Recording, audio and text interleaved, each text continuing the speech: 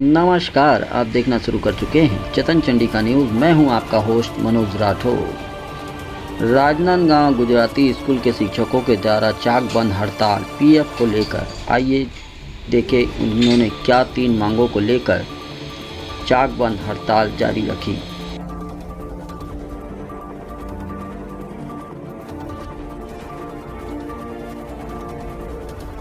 शिक्षक और कर्मचारियों ने 3 मांग रखी। जनवरी 2000 से 2021 तक का पीएफ की राशि हमारे खातों में स्थानांतरित की जाए। हमें प्राप्त होने वाले वेतन में 100% राशि की कटौती की जाए। कार्यकर शिक्षक कर्मचारियों का केवाईसी सत्यापन कार्य पूर्ण किया जाए। आइए हम आपको ले चलते हैं चाक बंद हड़ताल गुजराती स्कूल के शिक्षकों के द्वारा आखिर क्या कहा स्कूल के प्राचार्य ने। देखिए यह खास रिपोर्ट। हाँ, पीएफ का सर 2000 से 2021 तक का जमा होना था, जो आज पर्यंत तक नहीं हुआ है। एक्चुअल में क्या हुआ कि पीएफ की राशि पहले नहीं काटी जा रही थी, लेकिन जब काटी गई तो वो क्या हुआ कि 22 में सारा निराकरण हुआ। 22 से कंटिन्यू कट रहा है, लेकिन 21 तक का जो पैसा आना था वो अभी तक नहीं हुआ। प्रबंधन समिति के द्वारा डीडी के रूप में 21,78,423 रुपये का डीडी बन गया है, लेकिन वो आज तक हमारे खाते में नहीं आ रहा है और हम बार बार उसके लिए कार्रवाई कर रहे हैं, लेकिन हमको सही संतुष्टिपूर्ण आंसर नहीं मिल रहा है, क्योंकि हमारे खाते में क्यों नहीं आ रहा है उसका कारण नहीं बता पा रहे हैं।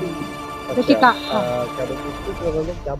स्कूल प्रबंधन बोलते हैं कि आपका हेड क्वार्टर गया है, लेकिन हमारा ये जानना है कि अगर हेड क्वार्टर गया है तो 21 का 9 महीने का पैसा हमारे खाते में आ गया है, तो वो किस कारण से आया है, कैसे आया है, ना पीएफ कार्यालय जवाब दे पाया, ना प्रबंधन समिति हमको जवाब दे पाई है।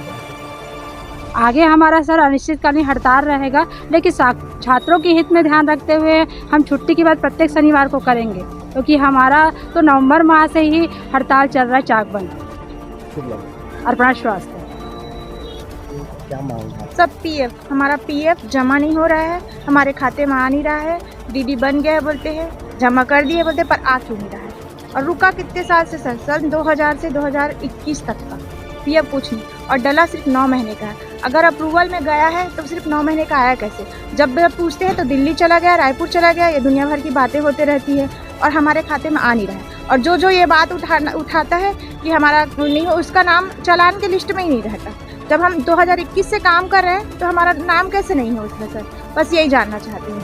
कब आपको पता चला कि पीएफ आपको पता चला? अभी पता ही चला, ज़्यादा दिन नहीं हुआ है सर।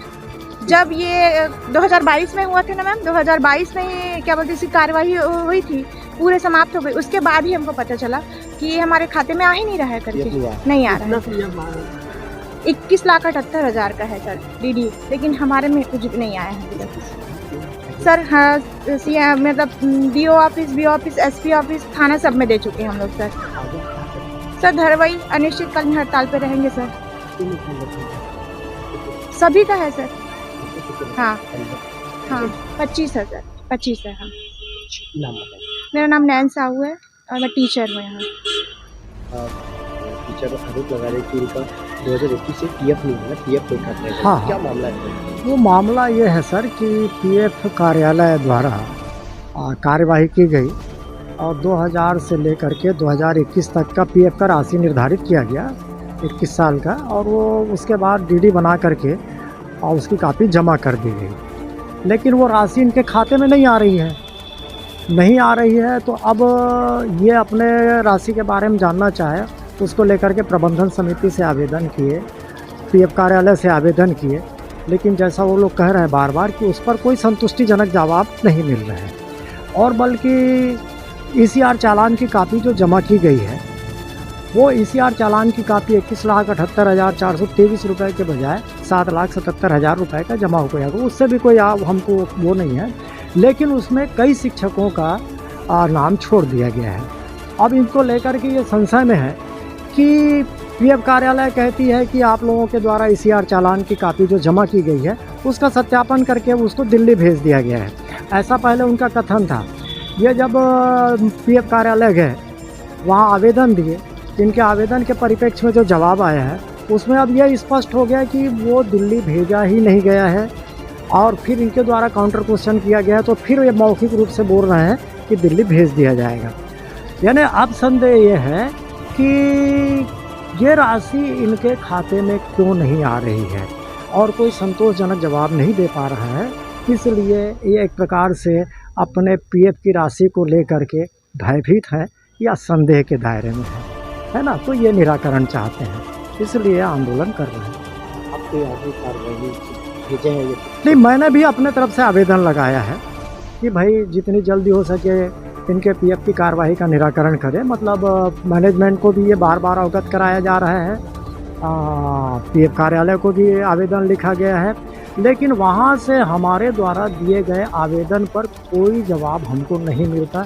ये और हमारे लिए दुर्भाग्य की बात है। और इनके ये जब प्रत्यक्ष जाकर के आवेदन दिए तो उनका जो जवाब आया है वो जवाब जो है उसमें कहीं पर भी संतुष्टिजनक जवाब नहीं, कहीं पर इस बात का उल्लेख नहीं है कि ये राशि जमा हो गई है, जिस बात का कहीं उल्लेख नहीं, बल्कि वो स्वयं संशय में है कि 9 महीने की जो राशि जमा हुई है वो कहाँ से हुई है। यानी पीएफ कार्यालय को ये नहीं मालूम कि वो राशि कहाँ से जमा हुई, तो ये और विडम्बना है। इसलिए शायद टीचर हमारे थोड़ा सा और ज़्यादा आक्रोशित हो गए। मैंने तो बहुत प्रयास किया इनके आंदोलन को दबाने का, ये बाहर भी जा रहे थे, मैं बाहर नहीं निकलने दिया इनको शाले प्रांगण से, क्योंकि शाला की मर्यादा की बात थी। लेकिन इन्होंने अब एक नया पैतरा खेल दिया, हम शाले समय से बात करेंगे और शाले प्रांगण में करेंगे। मैंने इनको नोटिस दे दिया था कि यदि आप बाहर करोगे तो मैं कानूनी कार्रवाई करूँगा। अब देखिए क्या होता है। नाम बताइए। DR नावेलकर, प्राचार्य, गुजराती है, राष्ट्रीय उच्चतर माध्यमिक शाला राजनांदगांव। चेतन चंडिका की लगातार सही और सटीक खबरों देखने के लिए चेतन चंडिका न्यूज़ को सब्सक्राइब, लाइक, कमेंट एवं शेयर करना ना भूलें और बेल आइकॉन बटन दबाना ना भूलें। लगातार चेतन चंडिका आपके